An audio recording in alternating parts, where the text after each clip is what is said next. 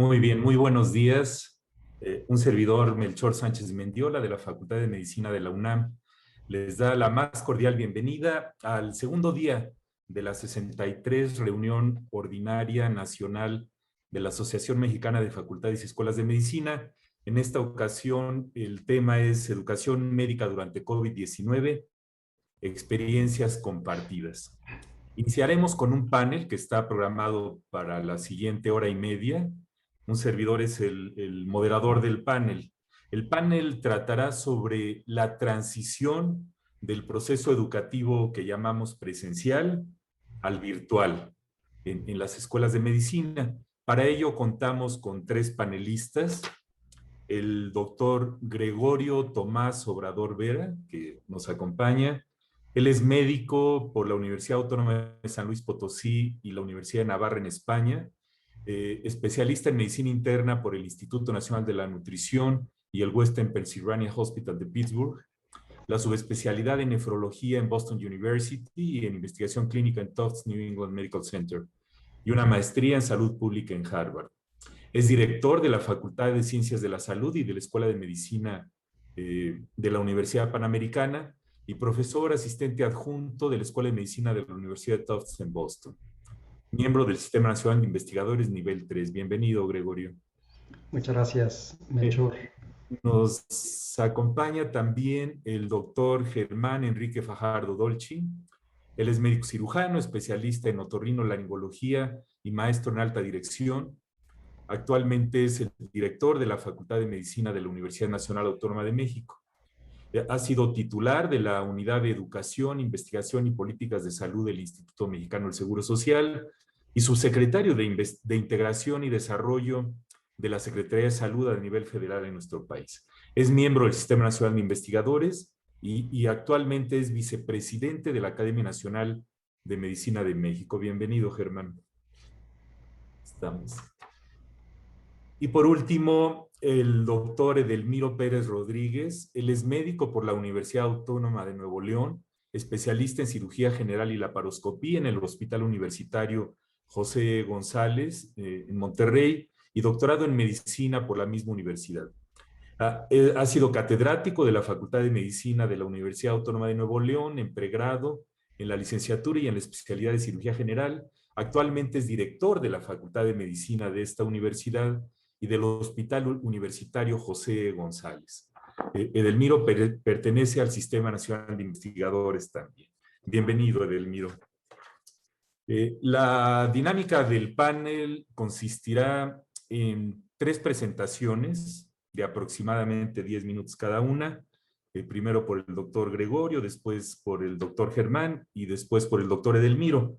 Serán una tras otra y al terminar las presentaciones discutiremos y comentaremos en el panel sobre lo que se haya presentado y les pido a todos los asistentes pues estar ahora sí que atentos al chat. Pueden utilizar el chat para ir poniendo observaciones y preguntas desde el momento que ustedes quieran. Y pues adelante, empezaríamos con el doctor Gregorio Tomás Obrador. Doctor Obrador, adelante, por favor. Muy bien, muchas gracias, Melchor, por la invitación y a participar en este panel junto con el doctor Germán Fajardo y el doctor Edelmiro Pérez. Quiero mencionar que esta presentación la preparamos la doctora Lourdes González, que es su directora académica y actualmente su directora general de la Escuela de Medicina de la Universidad Panamericana. Y pues quiero dar crédito a la contribución a esta presentación. Me voy a enfocar a los retos que enfrentamos y las soluciones que adoptamos en esta transición del proceso educativo presencial al virtual en medicina, que fue bastante rápido a partir de marzo del año pasado. Y en el primer reto que identificamos fue si continuábamos o no con las actividades prácticas de internos y pasantes. Para ello, lo que hicimos fue comunicarnos con hospitales y con sedes clínicas. Prácticamente todos ya aceptaban a nuestros internos, excepto un hospital que no los aceptaba, no aceptaba internos de ninguna escuela. También tuvimos mucha comunicación con los alumnos, escuchar lo que ellos pensaban, evaluar el riesgo que suponía estar en el hospital en tiempos de COVID y finalmente decidimos que sí continuaran las actividades clínicas. Solamente tomamos 2 semanas para hacer una capacitación en COVID y en las medidas de prevención.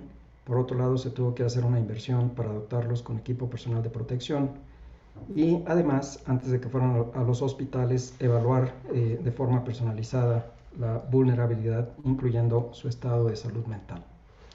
Con estas medidas, el regreso que fue voluntario a las actividades prácticas, tanto en clínicas como hospitales, tuvimos que colocar algunos internos que estaban haciendo la rotación de medicina comunitaria, que depende de la Escuela de Medicina, en nuestras clínicas de atención primaria, y también algunos pasantes que tampoco podían ir porque tuvimos que cerrar temporalmente estas clínicas. Los colocamos en el programa de seguimiento a distancia para pacientes COVID del Centro Médico ABC, que fue una experiencia bastante buena para ellos y además una buena contribución a la resolución de los retos que imponía la pandemia. El resto de los internos y pasantes, de hecho, regresaron a las actividades clínicas. Los pasantes fueron ubicados además durante un tiempo en rotaciones clínicas supervisadas con un alto contenido académico para reponer lo que habían perdido en la parte final del internado y retornaron a las clínicas de atención primaria en cuanto fue posible. El internado y el servicio social también requirió una adaptación de los programas académicos. El programa académico de internado se migró a un modelo 100% virtual desde los hospitales. Esto se hizo de forma sincrónica como asincrónica. Y el de la rotación de medicina comunitaria también se dio de forma virtual desde la universidad. El programa académico de servicio social, lo mismo, se migró a un modelo 100% virtual. Y dentro de este programa usamos las sesiones del programa ECO, que es un programa que empezó en la Universidad de Nuevo México, que ya venimos usando desde hace varios años, y que consiste en que los pasantes puedan hacer en línea interconsultas de los casos que están viendo, que son respondidas por especialistas y además tiene un componente educativo. Continuamos con el programa ECO y añadimos algunos temas como por ejemplo COVID, salud mental, entre otros. El otro reto tenía que ver ya no con los internos y los pasantes, sino con los alumnos de cursos clínicos y básicos. Pues obviamente todos los cursos fueron migrados a un modelo totalmente en línea y pues aquí entró la creatividad de los profesores y de los propios alumnos. Pongo algunos ejemplos de las actividades que se hicieron, sobre todo la práctica en línea. Desde el centro de simulación se diseñaron prácticas de ruidos cardíacos y pulmonares, atención de parto, uso clínico de fármacos con el uso de los maniquís, la disección virtual con el uso de la mesa Sectra. En el anfiteatro se hicieron demostraciones en tiempo real de disección. En el quirófano, pues eso fue una experiencia interesante. Se les dio a los alumnos toda su ropa quirúrgica. Entonces ellos se tenían que entrenar en su casa y en grupos pequeños en línea los profesores de cirugía pues veían que sí la técnica de lavado y cómo usar la vestimenta quirúrgica era correcta. También se les pidió que compraran manitas de puerco, hicieron las suturas y pues las mostraban en línea y los profesores les daban retroalimentación. También el laboratorio de enseñanza se hicieron varias sesiones desde el laboratorio y de histopatología se usó un software que permitía que los alumnos vieran como si estuvieran al microscopio las laminillas que tenían que revisar. Por otro lado, en la parte clínica, pues se hizo una presentación de casos clínicos interactivos. Prácticamente todos los cursos integraron estos casos clínicos utilizando aplicaciones que permitían interaccionar con los alumnos, como Poll Everywhere o, por ejemplo, Kahoot. También en algunos casos se hicieron pasos de visita hospitalaria virtuales, obviamente teniendo el consentimiento del hospital y del paciente. También se hizo grabación de cirugías y después se hicieron videos en donde se explicaba la técnica y por último también como ejemplo se hizo presentación virtual de casos clínicos reales. De hecho los alumnos fueron los pacientes. Por ejemplo un alumno que tuvo nefrolitiasis pues se le hizo la historia clínica por otros alumnos y estaban conectados los demás. Y también ellos consiguieron familiares de alumnos que habían tenido alguna condición de salud y que participaron en estas sesiones de forma voluntaria. Bien, otro reto fue ante la rapidez de la transición el seleccionar herramientas tecnológicas, y aquí debo decir que afortunadamente ya veníamos usándolas desde hace algunos años. Con motivo del sismo del 2017, pues empezamos a usar Zoom, ExamSoft para aplicar exámenes, que es una muy buena plataforma con supervisión de los alumnos que se conectan vía Zoom y realizan el examen con ExamSoft. Aplicaciones para sesiones interactivas como Poll Everywhere, Kahoot, Nearpod, y la creación de videos desde el 2017. De hecho, ya teníamos varios cursos en línea o híbridos ya de una forma mucho más estable a partir del 2019. Por tanto, la transición desde este punto de vista no fue tan difícil. Lo que hicimos fue elegir las herramientas tecnológicas para funciones específicas con las que ya teníamos experiencia y que ya habíamos probado que eran buenas y relativamente fáciles de usar. Entonces escogimos la plataforma de Zoom, pusimos un coordinador para que tuviera todas las licencias. También el sistema de manejo del aprendizaje se le sacó el mayor jugo posible. ExamSoft con vigilancia remota vía Zoom, como había comentado. Y también lo que hicimos, más que impedir que los profesores se perdieran con tantas aplicaciones que hay, las seleccionamos, definimos cuáles eran las que creíamos que eran más útiles, y entonces les dábamos unas cuantas opciones, y los profesores tenían tutoriales, y también tuvimos un equipo de apoyo personalizado para los profesores, de modo que rápidamente pudieran incorporar estas herramientas tecnológicas para sus sesiones. Y también adquirimos unas cámaras de video GoPro, que son como cámaras de minero, que el profesor la tiene en la frente y que fácilmente puede grabar, por ejemplo, una cirugía o una disección. En cuanto al reto 5, pues obviamente esto requirió de muchísima logística, y los aspectos que quiero destacar de esa logística son la planeación desde la dirección y subdirección académica. Sí estuvimos muy involucrados en todo este proceso. El apoyo a profesores y alumnos por las coordinaciones académicas. La comunicación fue esencial. Escuchar lo que decían alumnos y profesores creo que nos sirvió muchísimo para la toma de decisiones. También informar convenientemente. Tuvimos muchas sesiones vía Zoom con los profesores y con los alumnos de los diferentes grupos. El otro aspecto que también creo que fue importante fue la flexibilidad, ¿no? Hacer cambios rápidos de día con día. El otro punto importante fueron adaptaciones, pues para evitar el agotamiento de los alumnos, ¿no? Por ejemplo, tuvimos que hablar con los profesores para que respetaran el horario y les dieran los tiempos de descanso que estaban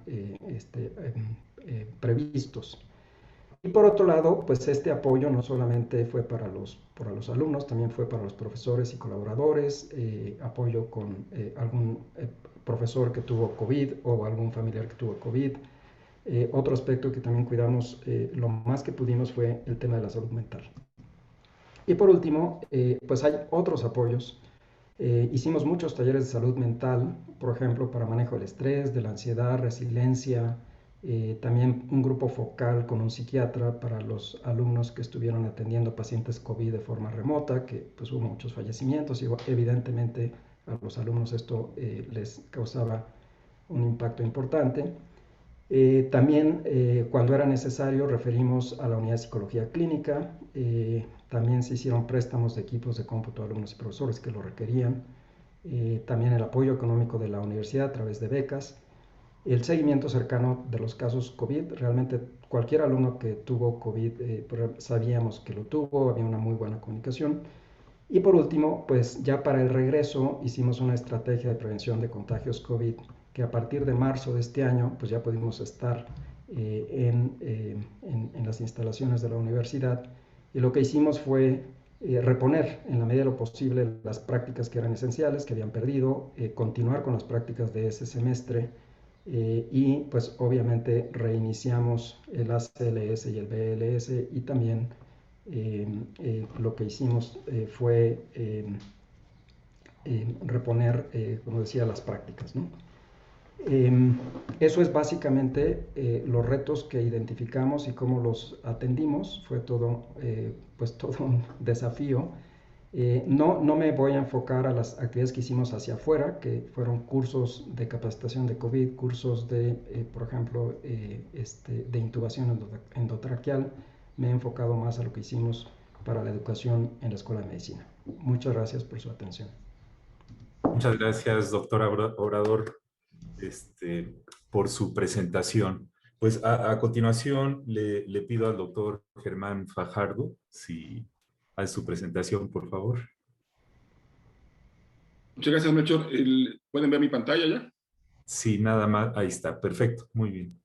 Muy bien, muchas gracias, Melchor, por la invitación. Es un gusto compartir siempre estos foros contigo, por supuesto, con Gregorio, con Edelmiro y con todos los compañeros directores de la ANFEM. Había dicho yo que tenía colegio de directores a las 10 y me confundí, Melchor. Es colegio de directores a las 10 el próximo viernes, así que estaré con ustedes hasta las 10:30. Me fijé que era 4 de junio y no el día de hoy.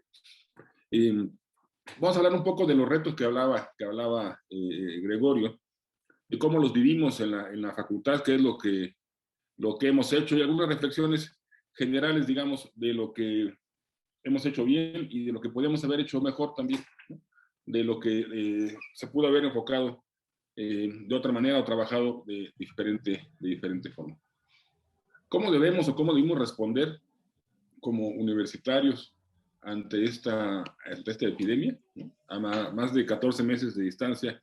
Creo que es una pregunta pues oportuna, que puede tener, como tiene de hecho varias respuestas, ¿no?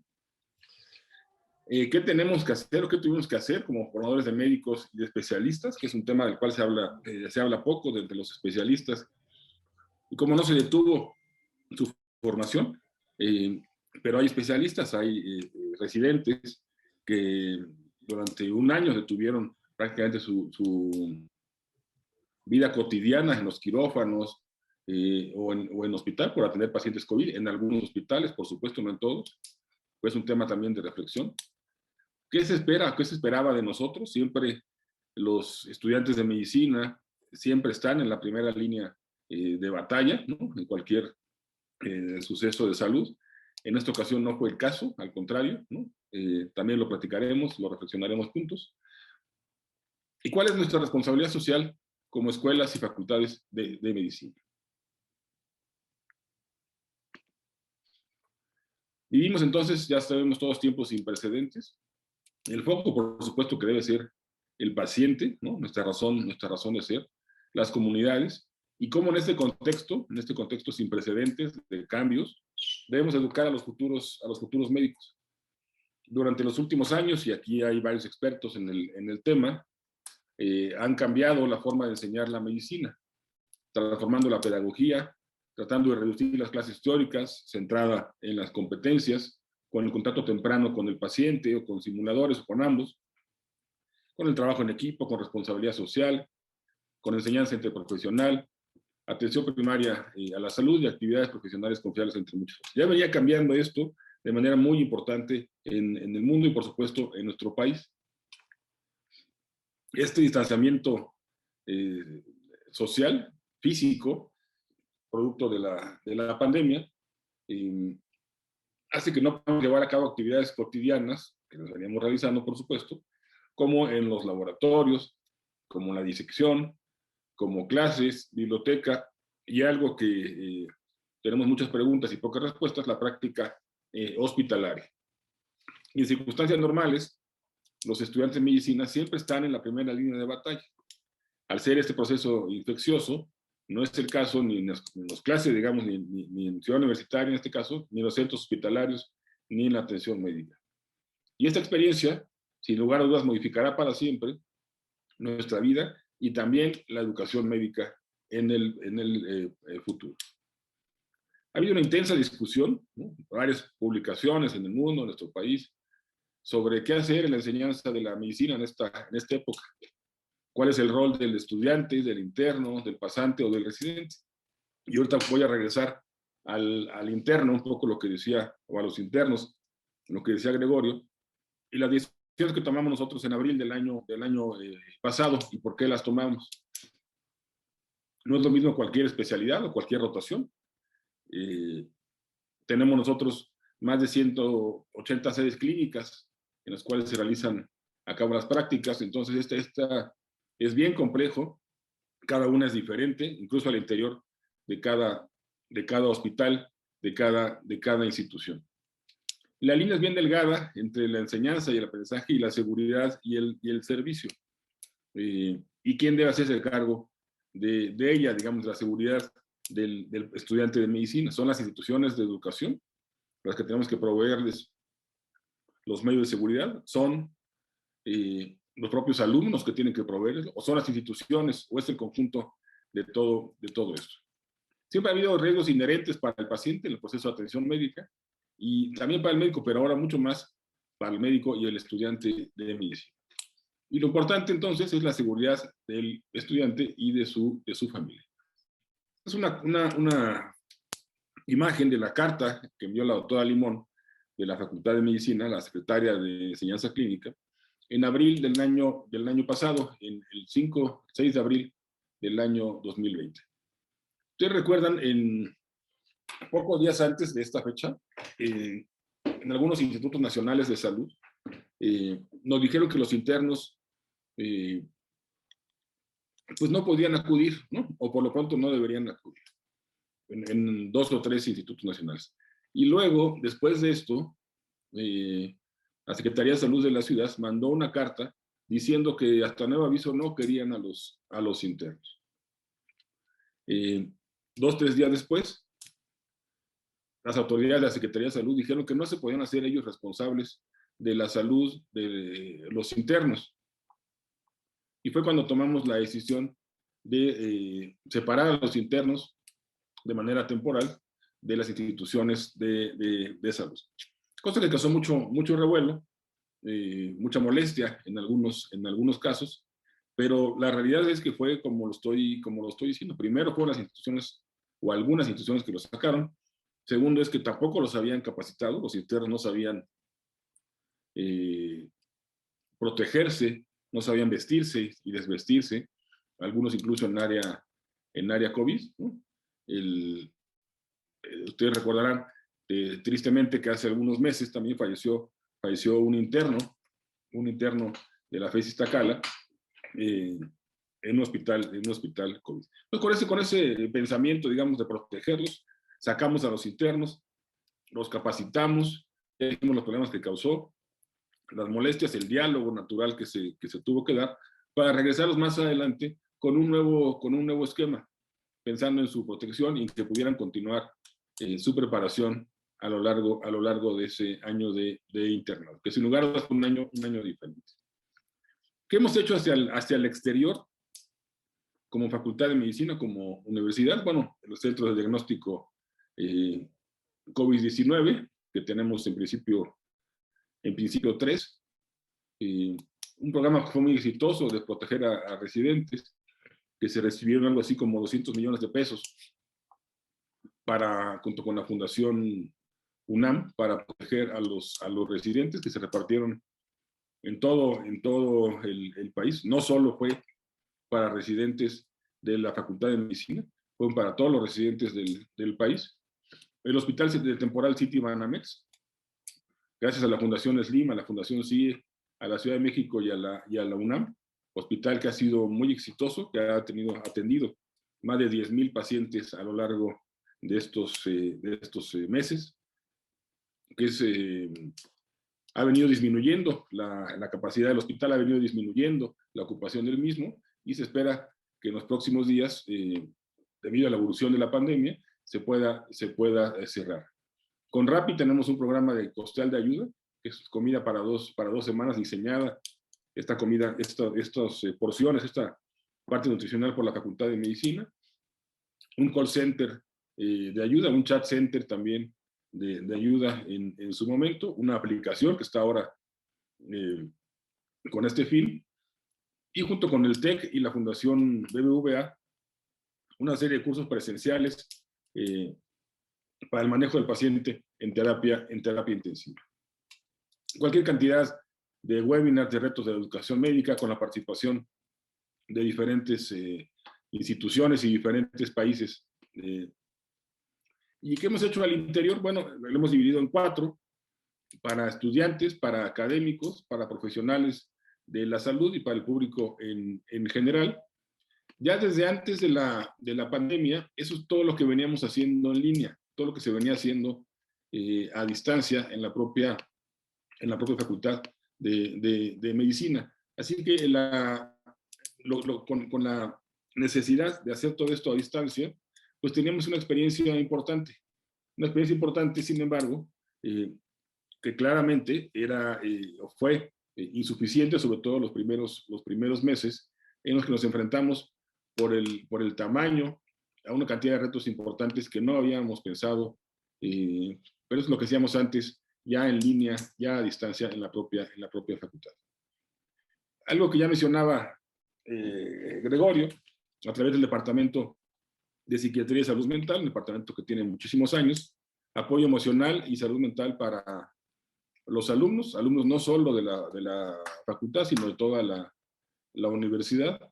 Tenemos también, entre otras actividades, un premio a la innovación educativa en el área digital, que lo denominamos Alice Vivere, con una gran participación. Todavía no tenemos los resultados, pero sacamos este premio con el fin de estimular todo lo mucho que los profesores han hecho en esta etapa. Esta plataforma también que ha sido muy exitosa, Meditic, en el cual es una herramienta hacia la docencia en línea, que tiene justamente herramientas digitales, asesoría digital personalizada, talleres de didáctica y evaluación, diseño de contenidos, infografías, temas de interés por la pandemia y taller de arte, entre otras muchas cosas que tenemos en este postal. Son un poco los docentes que se han capacitado a través de este portal durante estos tiempos. Los calendarios que tenemos, además de actividades extracurriculares, digamos, en línea para los estudiantes y para los profesores, las infografías que ya mencionábamos, y una página dentro del mismo Meditic que nos hablan, que se actualiza constantemente, sobre las preguntas más frecuentes sobre el COVID, ¿no? Incluyendo ahora las vacunas y sus repercusiones. Algo bien importante también es un seguimiento sanitario para los hogares. Desde el inicio, ya que tenemos más de un año, todos los miembros de la comunidad de la facultad, todos los miembros de la facultad, profesores, alumnos, reciben todos los días a través de la plataforma Telegram un mensaje invitándonos a contestar el seguimiento, digamos, sanitario de cada uno de ellos. Entonces tenemos miles de respuestas de nuestra comunidad, de si sale o si salía o si salió en su momento, a qué salía, por qué salía, y toda la evolución que ha tenido al interior de cada familia, de cada persona, esta pandemia, que incluye también cuestiones de estado de ánimo, que originalmente no lo tenía, y a los 2 o 3 meses nos dimos cuenta que había que incluirlo. Entonces el alumno también nos podemos dar cuenta ahí, o el profesor, él y nosotros nos damos cuenta si está con algún problema de salud mental, contestando la encuesta diaria, digamos, y cómo esto puede ir cambiando a lo largo del tiempo. Echamos a andar también estas actividades prácticas esenciales, formativas en la licenciatura, voluntarias, para que los alumnos puedan tener estas prácticas en cuanto el semáforo, digamos, nos lo permite, cuando tengamos esta opción en las diferentes áreas, no solo para la carrera de medicina, sino también para las otras carreras que tenemos. Y de manera muy sintética, digamos, esto es un poco lo que hemos hecho. Algo que hemos aprendido es que no debemos asumir que todo el mundo tiene todo para enseñar y aprender a distancia. Nos dimos cuenta por nuestra comunidad que no todos los profesores, no todos los alumnos tienen internet, no todos los alumnos tienen una computadora exclusiva para ellos o una tableta exclusiva para ellos. La enseñanza clínica es con casos clínicos y simulación en línea, en tanto no sea segura la práctica clínica. Estamos más cerca, pero todavía no sabemos cuándo ni cómo vamos a regresar a esta práctica clínica. Se ha hecho cualquier cantidad de cosas para poder acercarlos a la clínica, por supuesto, sin que tengan que ver los pacientes. Algo que no hemos hablado, que no he hablado yo, es de la investigación y cómo se ha detenido también la investigación en los laboratorios de investigación básica en la facultad y cómo estamos reactivando esto. Es un tema que tenemos que hablar, a lo mejor este no es el foro, es algo que tenemos que hablar mucho más. Y en el centro de discusión y decisiones debe estar el alumno y sus necesidades y adaptarnos de manera permanente a estas circunstancias que enfrentamos. Y solo juntos, y juntos me refiero no solo a las escuelas y facultades de medicina, sino a las instituciones de salud, solo juntos, con nuestras diferencias y con este objetivo común que tenemos que formar médicos, solo juntos podemos salir adelante. Muchísimas gracias, Melchor. Hasta aquí mi presentación. Muy bien, Germán, pues muchísimas gracias por la presentación. Y a continuación vamos a escuchar al doctor Edelmiro Pérez Rodríguez. Por favor, doctor Edelmiro. Si puede activar el micrófono.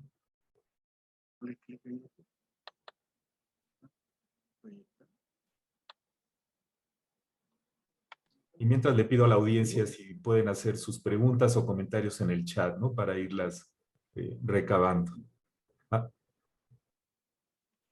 Adelante, doctor Edelmiro. Sí, muy buenos días. Mucho saludarte, Melchor Sánchez. Saludos a mis amigos Fajardo, doctor Gregorio Tomás. Gusto saludarlos, aunque sea a distancia.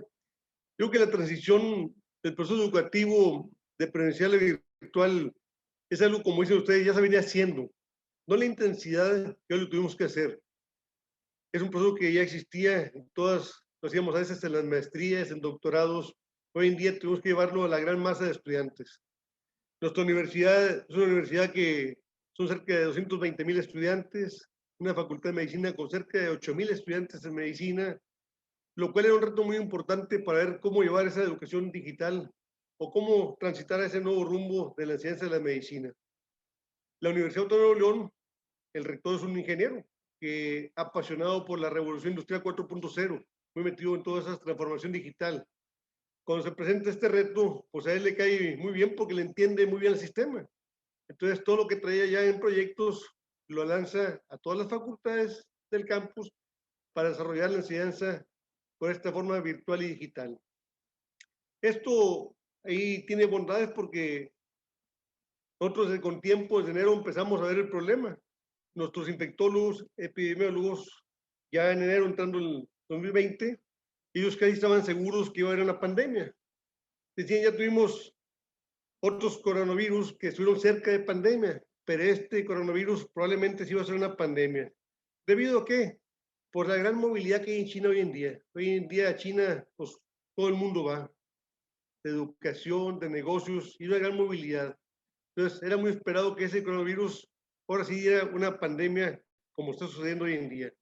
Entonces, la Facultad de Medicina creó un comité de coronavirus para contingencia, de irnos preparando con tiempo qué haríamos.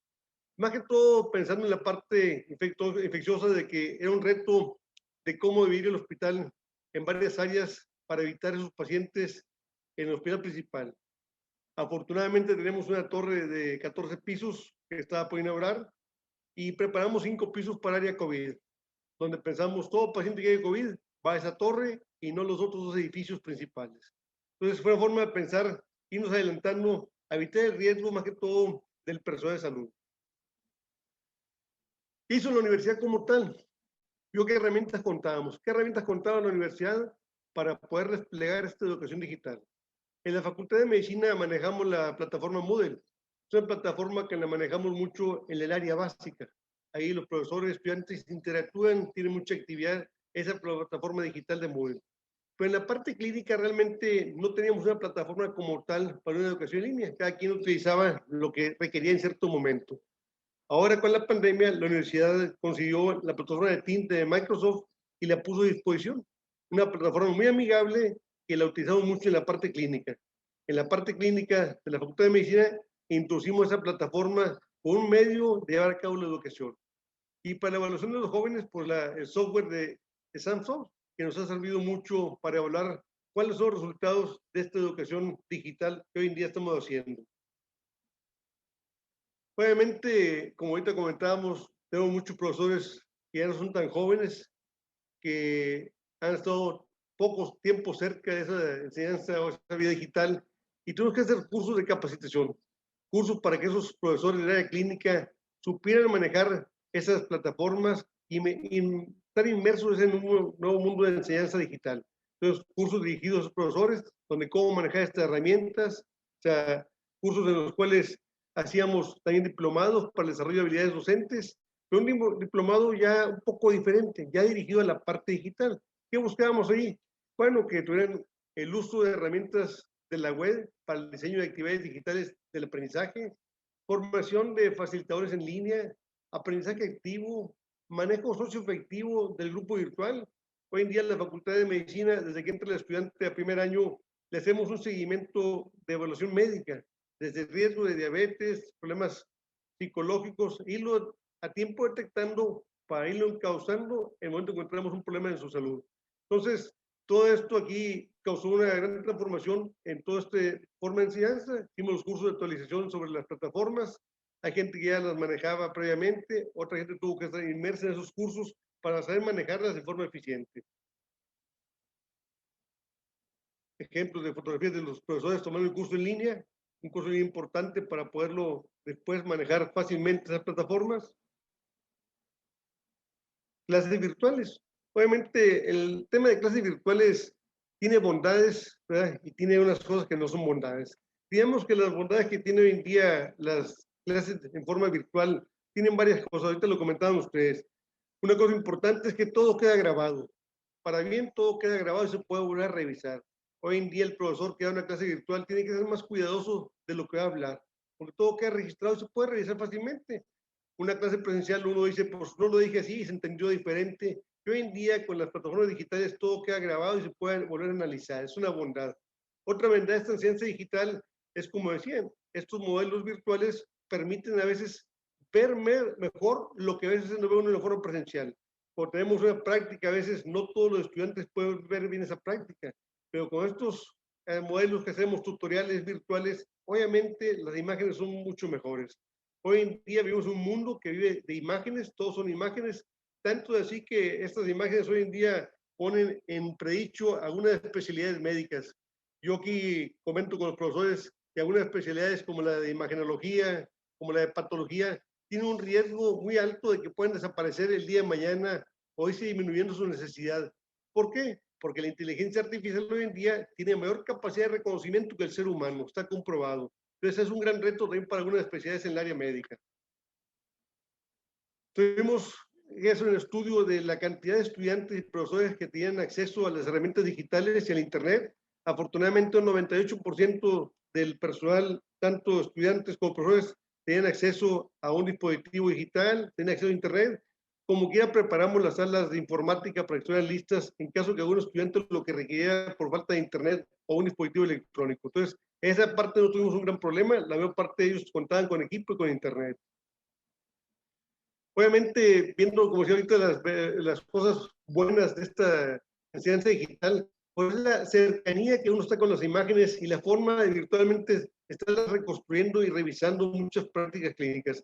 Entonces, lo que sí tiene cosas muy bondadosas, lo que pierde uno más que todo aquí es el contacto de ser humano con ser humano de face to face, que es importante más que todo en la medicina. Ya llevábamos aquí en la facultad siempre prácticas con los muchachos de RCP y mucha actividad de simulación. Entonces decidimos, ¿por qué no hacer nosotros esa práctica de simulación, llevarla hasta el área digital? Entonces grabarlas, hacerlas más específicamente, más explicadas, más cuidadoso en todo el detalle y subirlas a las plataformas para que los jóvenes tuvieran las prácticas virtuales por lo menos en ese momento.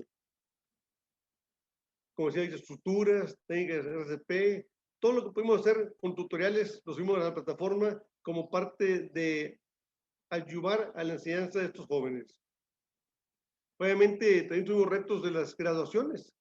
Las graduaciones fueron virtuales también. O sea, hubo eventos de seminarios, de graduaciones que tuvieron que ser llevados a cabo por la vía virtual sin ningún problema. Este es el campus de la Facultad de Medicina. El centro es el hospital al frente, con 3 edificios. en medio del fondo de la Torre Blanca. Esa Torre Blanca fue la que habilitamos 5 pisos para hacerlo completo de COVID. Nosotros en la época de inicio de la pandemia, abril, obviamente los médicos internos del pregrado fueron suspendidos, después los reincorporamos al hospital, obviamente en las áreas no COVID. El hospital, afortunadamente, hicimos el edificio blanco, quedó como área de COVID, y los otros 2 edificios quedaron como área no COVID. Como quiera, siempre existe el riesgo de que un paciente que tenga COVID o un familiar se puede filtrar y te puede causar un brote hospitalario como tuvimos aquí en nuestro hospital. Entonces, creo que hoy en día la educación digital llegó para quedarse. Probablemente nuestro regreso el próximo semestre sea híbrido, con un porcentaje de estudiantes presenciales, otros en casa, estarlos rotando. Obviamente las prácticas, muchas pueden ser también aprovechadas virtuales y luego presenciales. Creo que la parte virtual y la parte digital te permite una mejor visión. Es como la laparoscopía. Una cirugía abierta a veces no tienes tan buena visión como tiene una cirugía laparoscópica uno en un monitor. Entonces creo que aquí esto va a ser complementario. Estas herramientas de la enseñanza digital, unas van a quedarse para siempre, van a seguir evolucionando.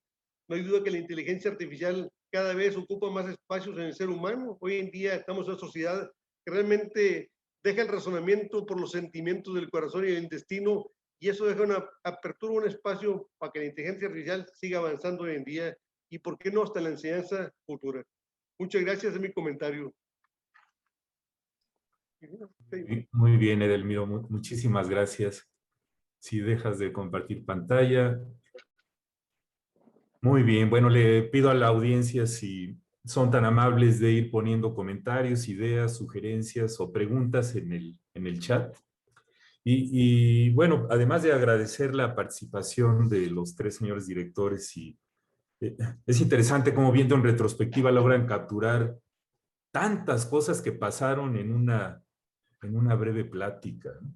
Pues ven que en educación una de las cosas más importantes que decimos es algo que llamamos práctica reflexiva.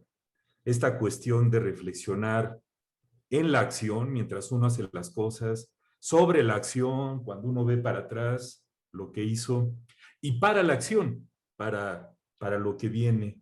Yo les preguntaría para empezar la discusión, pues, ¿qué sintieron ustedes como personas, como seres humanos? Todo, la responsabilidad de los funcionarios siempre es muy compleja porque hay el rostro de funcionario, pero quisiera, si nos hacen el favor de compartir un poco cómo se sintieron, porque han de haber dicho, caray, yo no me anoté para esto ante la disrupción total de todo lo que ocurría.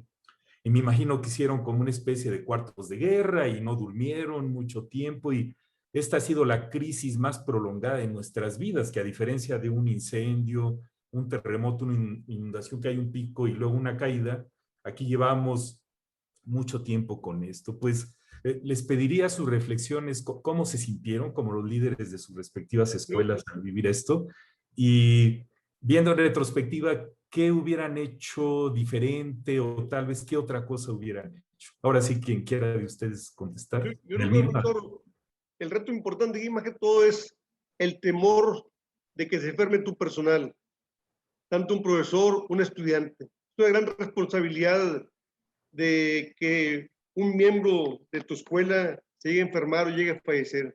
Esta es la preocupación con la que uno dormía todos los días. Estar pensando en el riesgo que tengas un enfermo a una persona de tu equipo, sea alumno, sea profesor, o el resto del sistema de salud, y que pueda fallecer. Esa es una cosa muy importante que no te deja dormir como director administrativo de un hospital o una facultad, porque sabemos que todos estamos expuestos. Se dijo que los jóvenes los afecta en forma menos intensa el COVID, que es más benévola, pero siempre existe el riesgo de que pueda enfermar y complicarse cualquier persona, aunque sea joven. Entonces, lo que más que todo ese era el riesgo principal, el temor que tu equipo se enferme. El equipo de toda la familia universitaria que está en salud. Y la otra que hubiéramos hecho antes, nosotros tratamos de adelantarnos desde enero y como que tuvimos un brote hospitalario de COVID, que no fue tan grande como hubo en otros hospitales, pero bueno, nosotros se magnificó mucho porque la prensa nos quiere mucho. Entonces, pero dices tú, o sea, ese es el riesgo, y aún planificado con tiempo, dejar un edificio para COVID, como quiera no estabas exento de tener un brote en una área de hospital no COVID, como quiera puede existir. Tanto surgió que aquí en el hospital los familiares de pacientes tuvimos que bloquear su entrada, la información era digital también, por teléfono, por computadora, solamente intensivos pasaban a ver sus familiares. Entonces fue un reto importante por el temor a la enfermedad y muerte de un ser querido de esta universidad. Muchas gracias, Edelmiro. Pues Germán, Gregorio, si quisieran comentar algo sobre esto. Germán. Sí, gracias, Melchor. Es una reflexión, digamos, ¿no? Una pregunta bien interesante. Lo que pensamos, lo que sentimos, que no frecuentemente hablamos de ello, ¿no? Pocas veces se habla de lo que uno siente ante diversas circunstancias y más o menos en el trabajo, ¿no? Si a veces en la vida personal uno no lo dice, pues tampoco es complicado. Yo lo primero, y son varias cosas, el primer sentimiento, digamos, la primera sensación o obligación, era un poco lo que decía Edelmiro de la responsabilidad que uno tiene con sus alumnos, ¿no? La responsabilidad ante la infección, ¿no? De algunos de ellos, ante la enfermedad de algunos de ellos, pues lo que implica, ¿no? Para la universidad, para uno como persona, esta responsabilidad de poder acompañarlos, porque no necesariamente el hecho de querer ayudarlos o poder, significa que puedes ayudarlos, ¿no?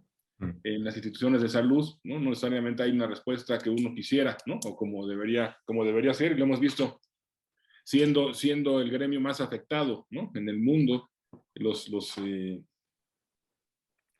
personal sanitario, ¿no? de nuestro país, desgraciadamente, es el que más fallecido. Fue una gran preocupación, sigue siendo, por supuesto. Dos, el no compartir necesariamente la visión que se tenía o que se tiene a nivel federal de la pandemia. La manera que ha dado respuesta, digamos, el gobierno federal, no necesariamente la compartimos. Y entonces, ¿en qué momento decirlo? En público, en privado, con ellos, por supuesto, ¿no? Pero eso puede causar problemas a las instituciones, ¿no? Por lo que uno siente, lo que uno ve o lo que uno piensa. Entonces, la línea de dónde decir las cosas, de cómo decirlas, pues es bien delgada, ¿no? Entonces, también este sentimiento de querer participar, de querer aportar, de querer mejorar, también ha sido bien complejo, ¿no? También ha sido bien complejo que las voces se escuchen y que sirvan para algo desde el punto de vista propositivo del manejo de la pandemia en todas las múltiples áreas que tiene, ¿no? Esta sería otra. Y un bien importante es la sensación a veces de no estar haciendo lo suficiente, ¿no? De que ante el máximo problema más importante que hemos vivido como humanidad, como tú bien decías, la responsabilidad que tenemos desde una facultad de medicina, de no estar haciendo lo suficiente, ¿no? De siempre estar pensando en hacer más, ¿no? En cómo puedes ayudar en muchas ocasiones a la distancia. Entonces yo me quedaría con estas tres reflexiones iniciales, digamos, de lo que sentimos en el pasado y lo que sentimos, ¿sabes? También en el presente. Gracias, Melchor. Gracias, Germán. Pues, Gregorio, ya empezaron a llegar las preguntas, pero Gregorio, un comentario sobre este punto para empezar a abordar las preguntas de la audiencia. ¿El micrófono? Fue una situación muy retadora, pero muy interesante. Creo que hemos aprendido mucho. Y yo diría que a nivel directivo hubo tres aspectos importantes. Primero, la rapidez con la que tuvimos que tomar decisiones. La segunda, la toma de decisiones en una situación de incertidumbre, que lo hace pues muy diferente, ¿no? Porque no sabíamos qué iba a pasar el próximo mes o el siguiente. Y la tercera era la evaluación del riesgo. Esto que ya comentaron Edelmiro y Germán, pues sí es una gran responsabilidad el promover que los alumnos regresaran, por ejemplo, a las sedes de internado, qué medidas se tenían que tomar para reducir el riesgo, qué implicaciones tenía para ellos, para nosotros, desde el punto de vista, por ejemplo, de darles el equipo personal de protección. Yo creo que esos fueron como los tres elementos que hicieron interesante esta pandemia en la toma de decisiones.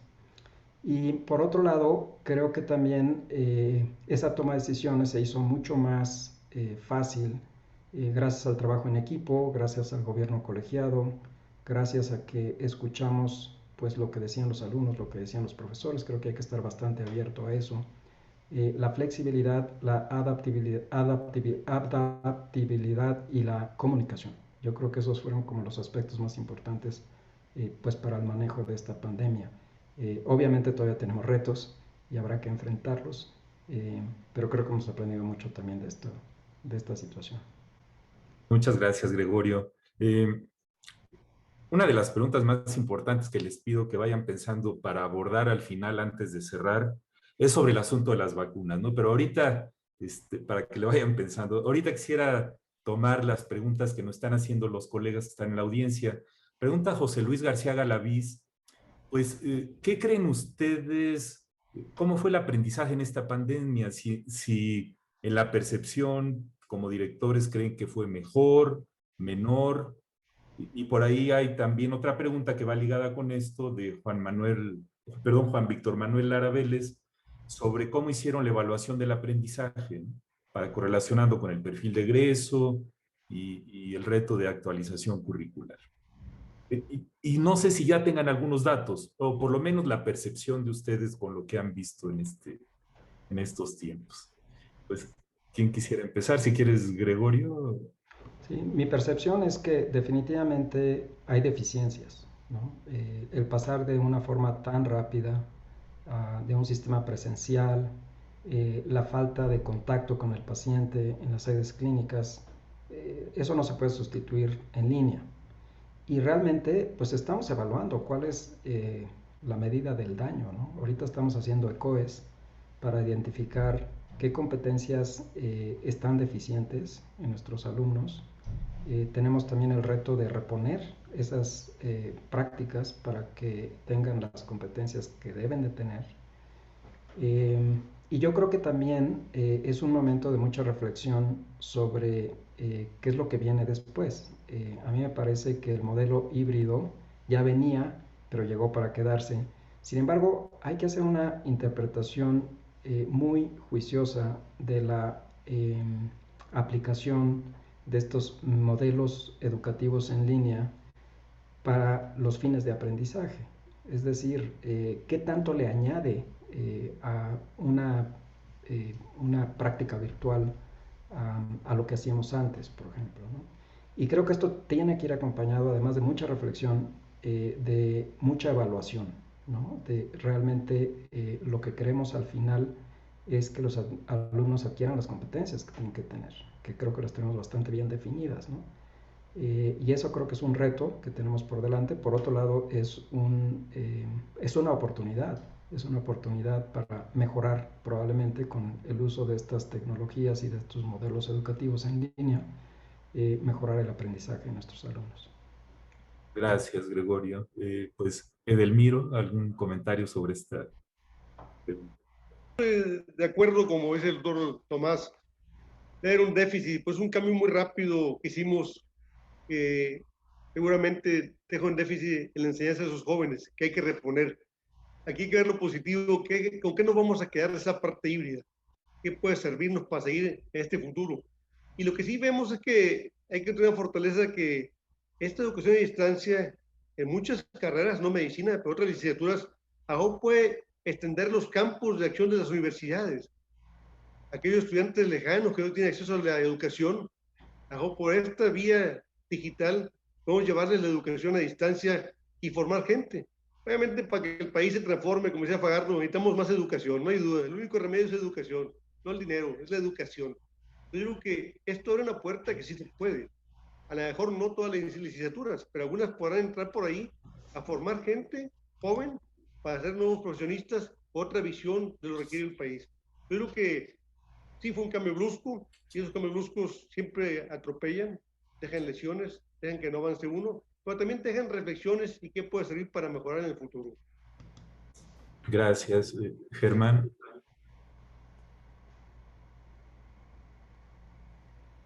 Gracias.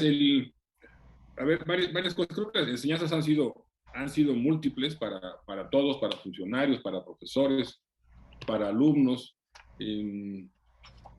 Algo que es importante también comentar, parte de los problemas que hemos tenido, y que ha sido uno de los aprendizajes, es que muchos de los profesores, sobre todo en clínicas, muchos de los profesores tienen o tenían factores de riesgo. Entonces también nos quedamos pues como con el 40% menos de profesores que teníamos que haber contratados, ¿no? Para dar la materia cualquiera, ¿no? La que haya sido.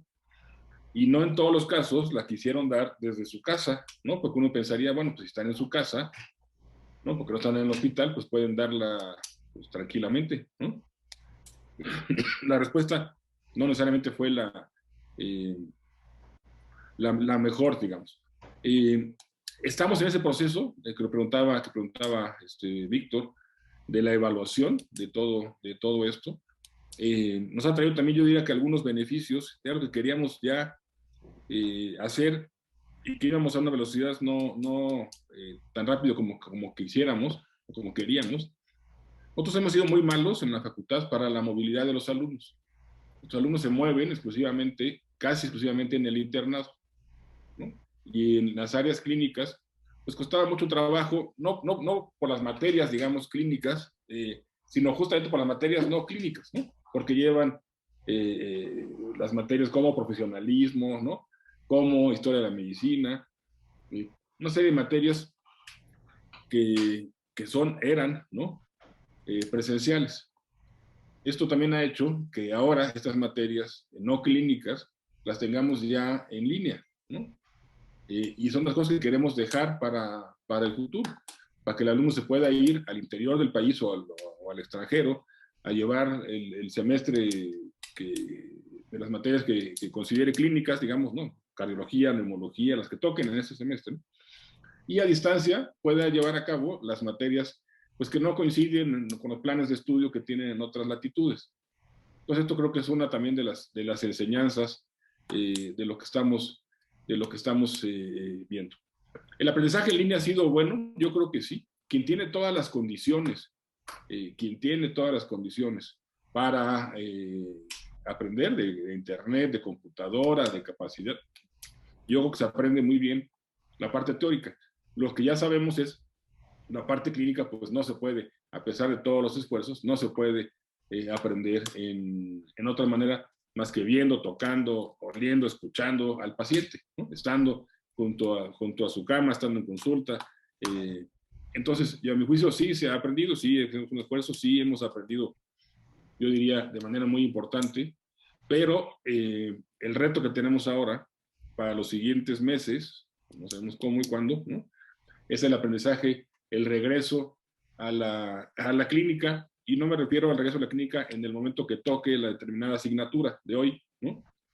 Sino todo lo que dejamos de hacer, que fueron en diferentes sedes, en diferente momento. Así que yo creo que tenemos que seguir trabajando en esto, en la evaluación de lo que hemos hecho, y sobre todo en lo que vamos a dejar después de este aprendizaje, qué es lo que sí vamos a dejar para el futuro. Gracias mucho. Gracias, Germán. Hay unas preguntas sobre evaluación. Uno de los retos en medicina más fuertes es que, a diferencia de otras carreras, y no voy a decir cuáles para no herir susceptibilidades, en la nuestra pues se trata de la vida de personas.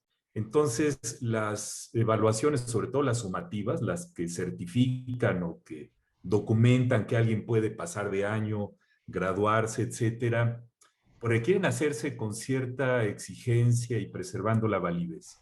Entonces, tenemos algunas preguntas que nos piden opiniones, una específica sobre la plataforma ExamSoft, si pueden comentar brevemente los costos y su experiencia, y otras que en universidades públicas, como la Facultad de Medicina, el adquirir estas plataformas es extraordinariamente caro por muchas circunstancias, ¿no? Y han desarrollado plataformas o software interno, desarrollado por, ahora sí que decimos, en casa. Pues, comentarios sobre esto, los métodos de evaluación que han utilizado y comentarios específicos sobre ExamSoft. Gregorio. En métodos de evaluación, pues hemos hecho los exámenes habituales de opción múltiple, hemos hecho exámenes de casos, hemos utilizado la plataforma ExamSoft, de hecho ya la venimos usando desde hace varios años.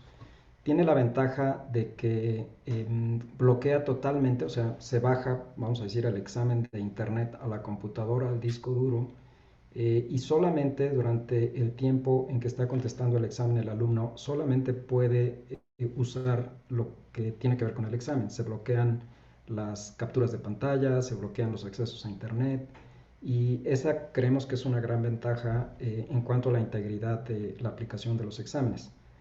ExamSoft también da resultados psicométricos que permiten determinar si el examen fue de buena calidad o no, te da índice de discriminación, el Cronbach Alpha, te da el KR20, en fin, toda una serie de indicadores que creo que permiten hacer un análisis de la calidad del examen y de la calidad de cada una de las preguntas.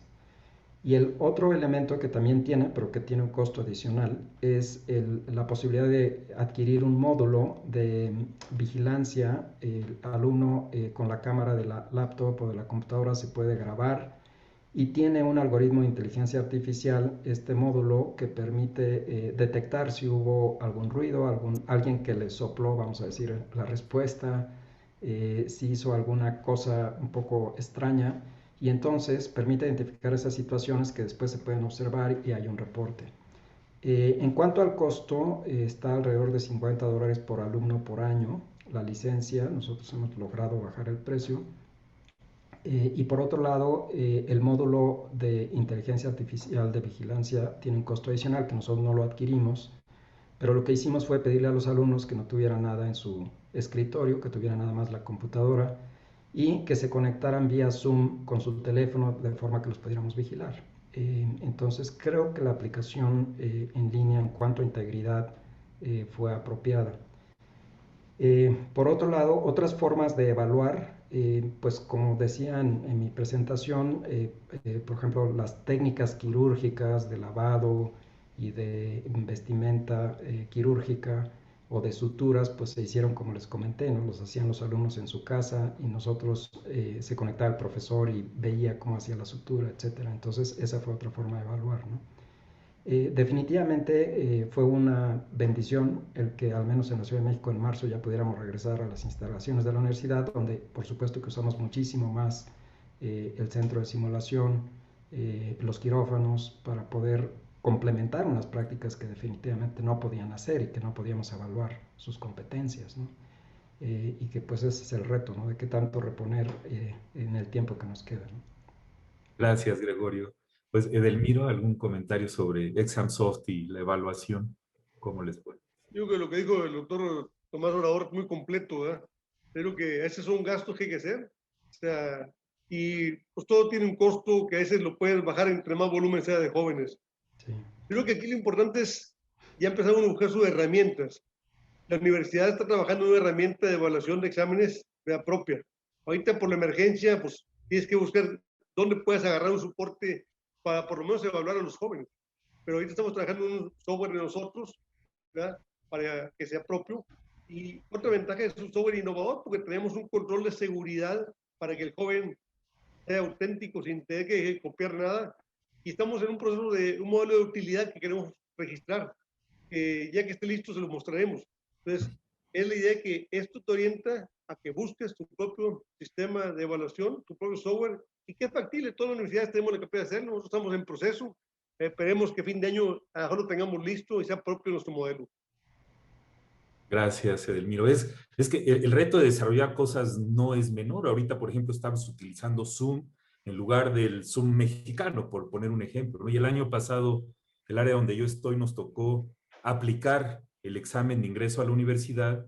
Se analizó todo y se tomó la decisión con el señor rector de que ante más de 300,000 aspirantes, el presentar el examen en casa iba a ser totalmente imposible para preservar la validez, lo cual es un reto importante, ¿no? Pero en la Facultad de Medicina, pues desde hace más de una década se desarrollaron plataformas para contestar exámenes departamentales y ahora, Germán, tengo entendido que realizaron el examen profesional a distancia y un ECOE a distancia. Pues, ¿qué comentarías sobre eso, Germán? Y bueno, ha sido uno de los problemas que hemos tenido durante este año, ¿no? con alumnos, fue justamente la aplicación del examen departamental. ¿no? Hay una gran experiencia en la facultad aplicando los departamentales, pero cuando eso se hizo en línea, el primero que se hizo, pues todo el mundo, sobre todo los alumnos, se sintieron incómodos, digamos, ¿no? Con el examen, con las medidas de seguridad, con la cámara. No todo el mundo tiene cámara, dijimos que ya no todo el mundo tiene el mismo acceso a velocidad, a internet, a computadoras, a posibilidades tecnológicas, a diferencia lo comentaba Tomás, como que es más parejo ahí, ¿no? Aquí tuvimos muchos problemas y parece que lo a paro de unos días de los alumnos en lo que se resolvía, digamos, los problemas tecnológicos para llevar el examen departamental. Cosa que ha venido sucediendo después de ese ajuste inicial, digamos, los hemos venido realizando sin mayores problemas, o con los problemas de siempre, digamos, ¿no? De un examen de ese tamaño, que son por miles. Y ciertamente se realizó el examen profesional a distancia, con resultados también similares, ¿no? En el sentido de aprobación, de menciones honoríficas para los alumnos. Y también el ECOE, ¿no? También los ECOE que se adaptaron o se han ido adaptando, no solo nosotros, sino también en otras escuelas, en otras facultades, para realizarse a distancia. Yo creo que todo esto nos puede llevar, y a lo mejor es una oportunidad para la ANFEM, a pensar cómo compartir y cómo tener frentes comunes. ¿Y a qué me refiero con esto?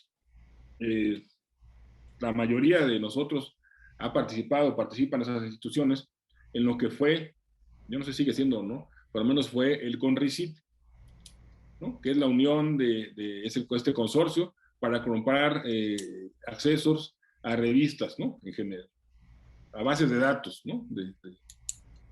Y fue muy exitoso, ¿no? Porque juntábamos el dinero de todos y negociábamos con el CEBIER y negociábamos con BMJ, con quien hubiera que hacer. Yo no sé si en esto, en temas comunes de la medicina, no solo de revistas ahora que CONRICIT está desapareciendo, sino también de tecnología, podríamos hacerlo de manera conjunta. Porque la negociación, por ejemplo, nuestra, en este caso tuya, Melchor, ¿no? Desde la UNAM, pues es importante y es grande, sí, claro que sí. Pero si juntas a todos los demás, pues es diferente, ¿no? O sea, el peso de la negociación es otro, ¿no? Entonces yo creo que para estas herramientas de evaluación, y no solo de evaluación, sino para tantas herramientas que hay y que estemos divididos en ese sentido de negociación, pues va a ser más complicado para todos y más caro. Yo creo que podría ser una buena oportunidad de reunirnos, de juntarnos con esos fines particulares, de hacer un frente común para tener accesos comunes a diferentes plataformas. Gracias, Germán. Sí, recuerdo que en algún momento se platicó de compartir, por ejemplo, estaciones de COE, sobre todo de COEs formativos, ¿no? Yo creo que hay muchas oportunidades que se ponen a consideración de ahora sí que de liderazgo de la ANFEM. Hay varias preguntas. Quisiera, Ramón Esperón y Blanca Hernández nos comentan de todos estos retos, además de COVID, porque el COVID obviamente tomó el estrellato, ¿no? Somos monotemáticos con el COVID. Pero ya existían los problemas de violencia, de bullying, de violencia de género, todos los problemas del servicio social que han sido ampliamente discutidos. Y bueno, les quisieran escuchar comentarios de ustedes sobre estos problemas preexistentes que no han desaparecido y que ahí están, algunos los ven así como medio en estado de letargia, algunos de las personas que son muy activistas dicen que se han invisibilizado las quejas de género, que si recuerdan hace un año tenían paralizada gran parte de la universidad en el caso de la UNAM. Pues también comentarios sobre este punto. ¿Quién quisiera empezar? Germán. Tiene toda la razón, Ramón, de esto que comenta, y la otra persona que no me acuerdo quién también lo hizo. Son temas que no podemos dejar de lado, que no podemos abandonar. Pero también son temas que, si bien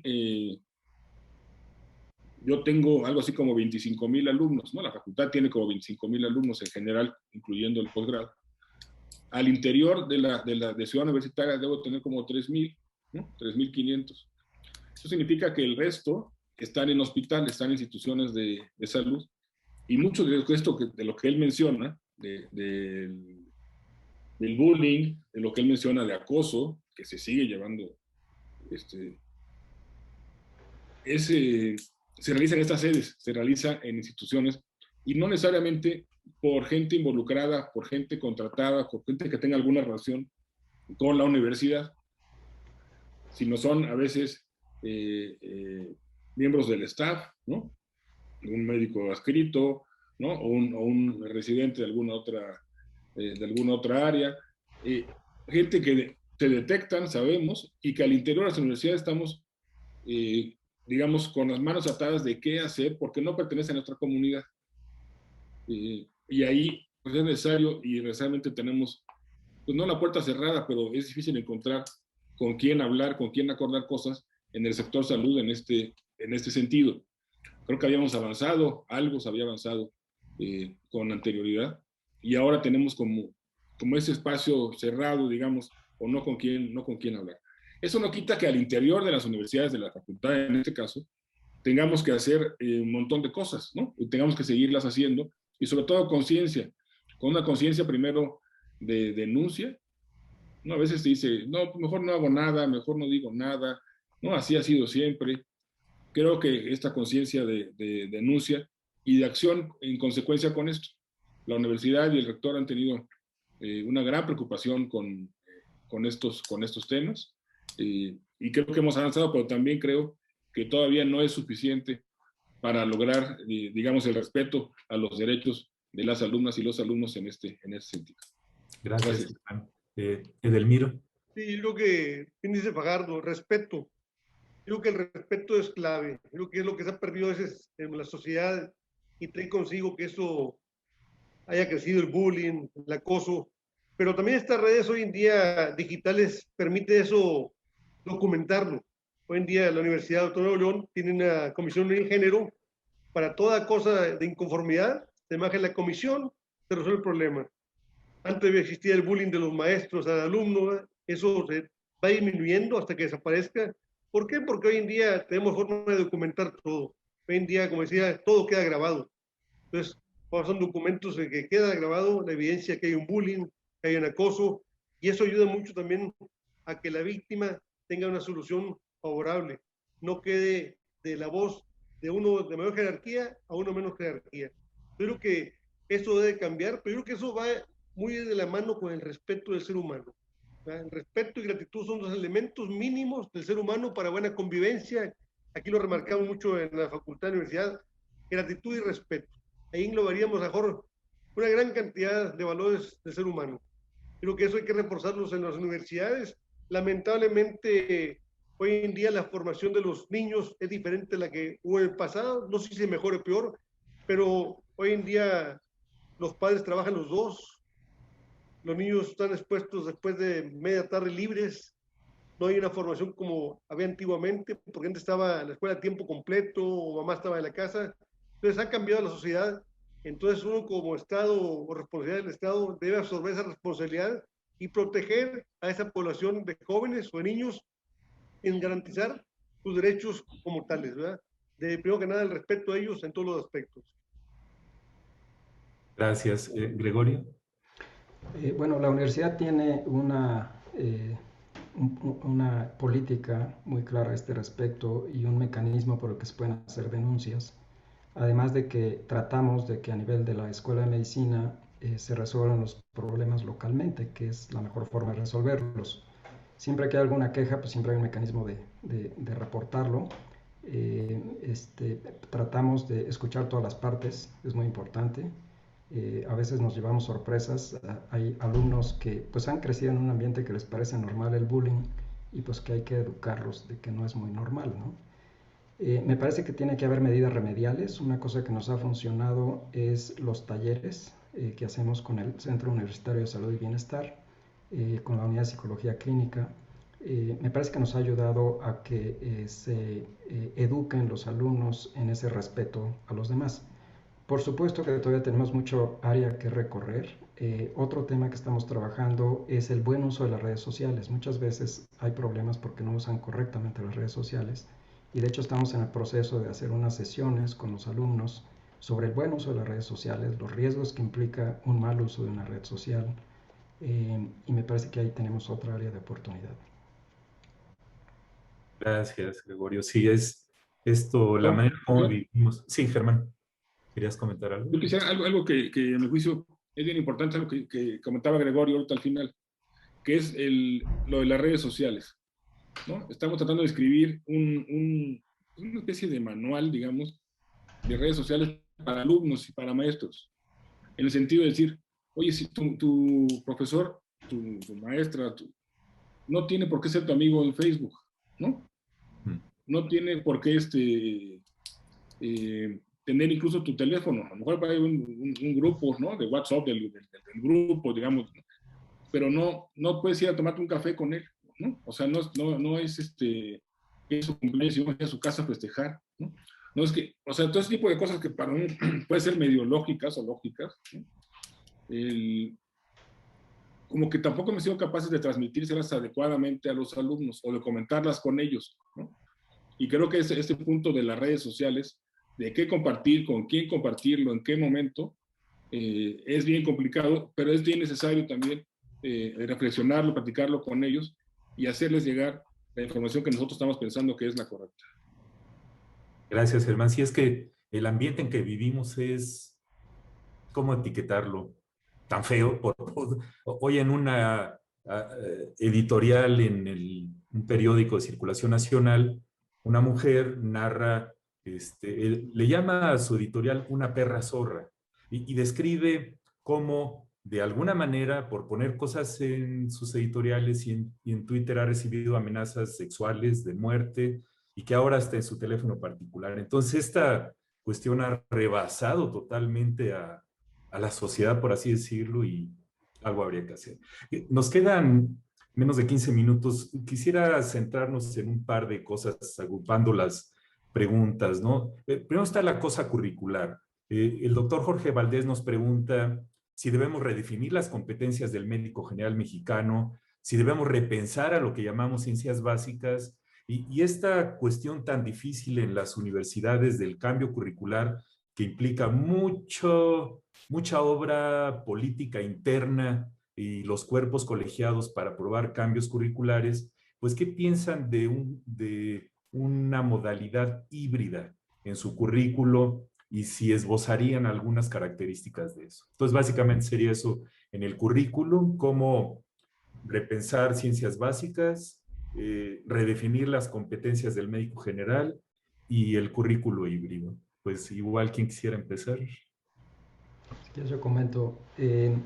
Pues Sí, bueno, ese es todo un reto. Nuestra postura es que las competencias me parece que están bien definidas. Podríamos modificar algunas, hay algunas que creo que son esenciales para la formación de cualquier médico en cualquier parte del mundo, ¿no? Me parece que las herramientas tecnológicas que permiten hacer un modelo híbrido pueden aportar a lo que finalmente es lo importante en la educación, que es la adquisición de las competencias, ¿no? Todas ellas, de una forma integrada. Y la evaluación de esas competencias. Entonces, a mí me parece que nuestra postura es, por supuesto, reflexionar en el plan de estudios, lo hacemos cada año y de forma más profunda cada 5 años. Y la tarea que tenemos actualmente es qué incorporar de las estrategias de enseñanza en línea y qué tanto impacto tienen en el aprendizaje, ¿no? Y me parece que ahí la experiencia del profesor es fundamental. O sea, nosotros no vamos a imponer absolutamente nada. Es decir, tienes estas opciones, ya probaste esto, ¿qué te puede ayudar para que el aprendizaje de tus alumnos sea mejor, para que sea más atractivo para el alumno aprender y más estimulante, pero que efectivamente aprenda, ¿no? Entonces yo creo que aquí hay que hacer un proceso que va a llevar un tiempo y que va a requerir una aplicación bastante juiciosa de estas herramientas, porque finalmente son herramientas, ¿sí? O sea, todos hemos aprendido sin la tecnología hace años. y creo que sabemos lo que hacemos. Entonces, quiere decir que son herramientas de apoyo y que esas herramientas pueden aportar y que habrá que ver de una forma objetiva si realmente aportan. Y me parece que la experiencia del profesor bien entrenado en estas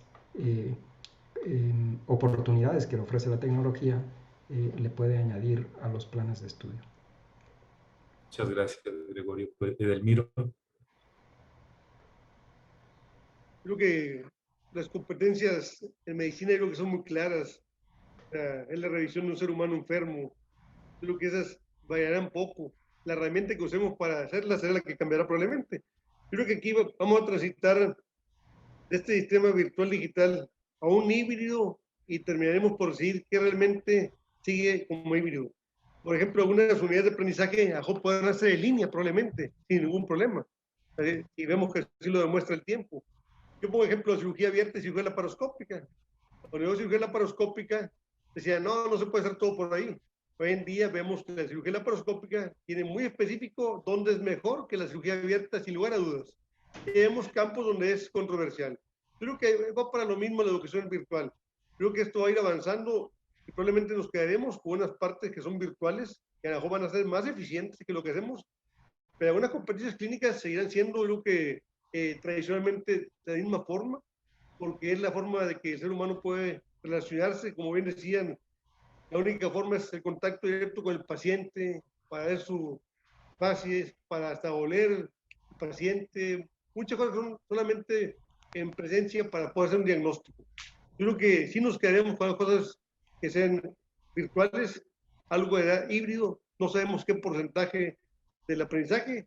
Nosotros cada 6 años revisamos todo el programa curricular, cada año puedo hacer ajustes, pero la revisión importante es cada 6 años para ver que termine un programa y inicie otro. Creo que eso nos da tiempo para ver qué va a seguir.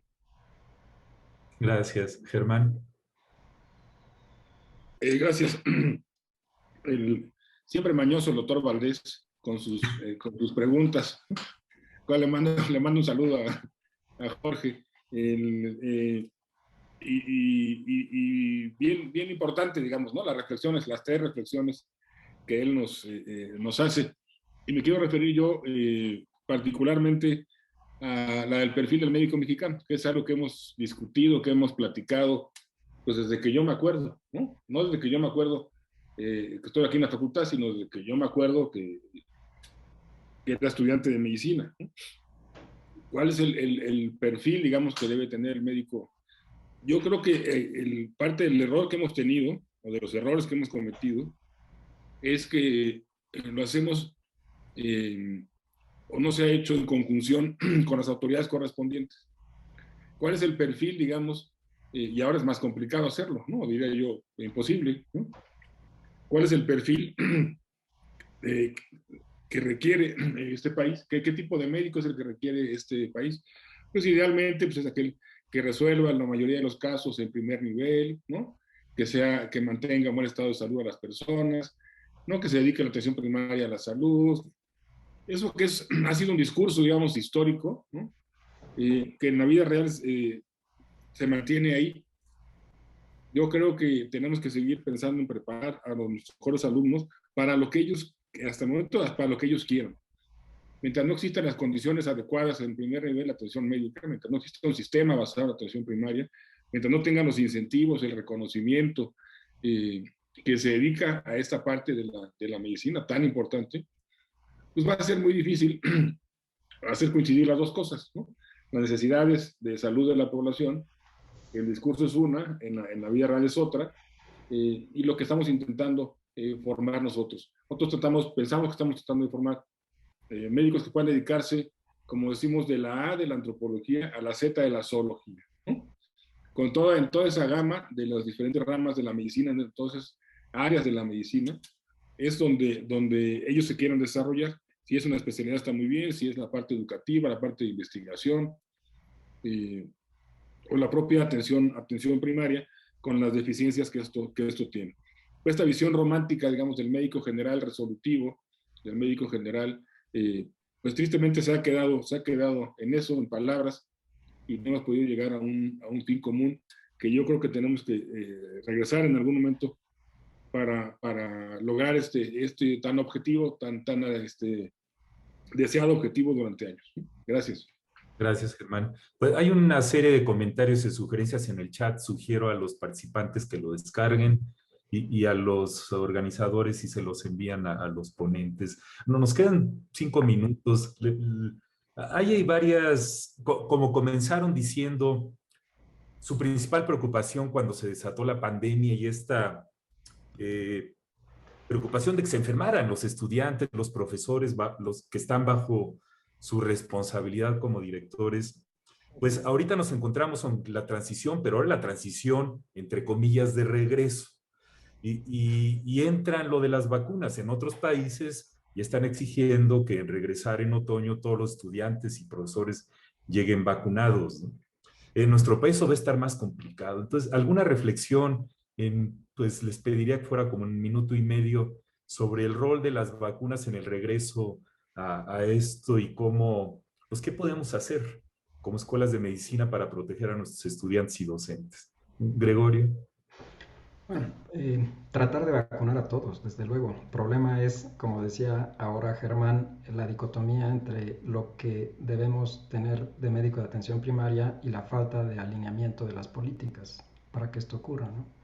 Entonces, sí debemos promover la vacunación, tratar de que se vacunen antes de regresar si se puede, y si no se puede, pues entonces tenemos las medidas de prevención. Entonces, creo que hay que tener una estrategia con o sin vacuna, y aún con vacuna, de que las medidas de prevención se tienen que continuar.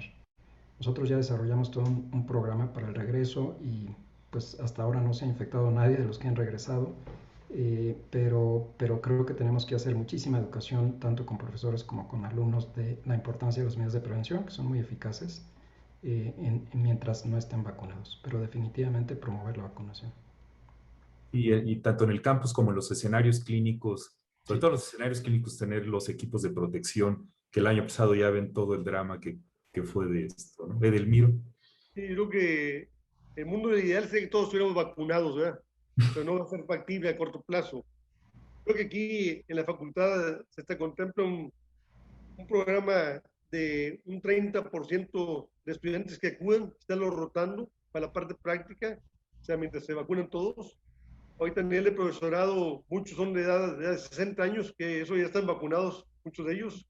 Otros por estar en la parte clínica también están vacunados. Eso va a facilitar mucho, pero yo creo que las medidas de protección personal deben de seguir. Eso no hay que bajar la guardia. El hecho de que estés vacunado es una gran ventaja, pero mientras no esté una gran proporción de población vacunada, tenemos riesgo. Creo que aquí haremos eso, que regresemos con un 30% de aforo de estudiantes, para esa forma tener mejor control de sus flujos, movimientos, de protección personal, mientras llega la vacunación completa. Pero que sí importa que la sociedad sepa que hay que seguirnos protegiendo todos, aunque estemos vacunados. Gracias, Edelmiro. Pues Germán, ¿algún comentario sobre este punto? Sí, bueno, están de acuerdo con lo que han comentado mis amigos y mis compañeros. Creo que primero hay que repetir, hay que volver a decir que me parece indignante, irracional, increíble que el personal de salud en general, incluyendo los estudiantes de medicina, por supuesto, incluyendo médicos de primer contacto privados, incluyendo enfermería, odontología, todo el personal de salud, hoy día no esté vacunado. Eso me parece lo que ya dije, ¿no? Me parece increíble. Y como que nos hemos ido normalizando, pues decidieron que no, y entonces pues mejor se vacunen los siervos de la nación y no se vacunen los estudiantes de medicina. Me parece increíble y creo que hay que seguir alzando la voz en ese sentido. Creo que ahí la UNFEM puede tener una voz y un respaldo bien importante para exigir, para pedir la vacunación de los estudiantes de medicina, y no solo los de medicina, sino los compañeros que ya decíamos, que ya mencionamos y que todo el mundo sabe. Yo creo que otra cosa que pudiéramos pedir, trabajar, y que yo tengo la esperanza que a partir del próximo domingo se pueda liberar, podamos tener más opciones, es a nuestros vecinos del norte les está sobrando vacuna. Tienen vacunas, ¿no? Tienen millones de vacunas. Ayer le dieron $1 millón a una muchacha por vacunarse. Bueno, en sorteo. Que nos dejen comprarlas, ¿no? Que nos dejen traerlas. Yo estoy seguro que todas las universidades, que todas las facultades de medicina estaríamos en posibilidad de comprar esas vacunas, de tener esas vacunas para nuestros estudiantes, para que pudieran regresar.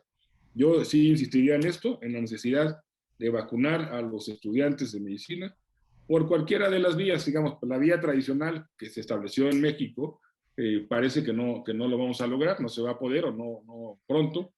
Si no se puede, bueno, pues que nos den la oportunidad de comprarlas, al menos para los estudiantes. Muchas gracias, Germán. Pues estamos ya en el tiempo. La transición es una transición que nunca va a terminar. La disrupción ha sido enormemente fundamental y nos ha hecho cuestionar todo lo que hacemos, enseñanza, currículo, evaluación, etcétera, y todos los aspectos socioafectivos que se han comentado ya ampliamente. Entonces, les agradezco muchísimo al doctor Obrador, al doctor Edelmiro Pérez y al doctor Germán Fajardo por sus amplias y profundas reflexiones en esta sesión y a todos ustedes por su asistencia.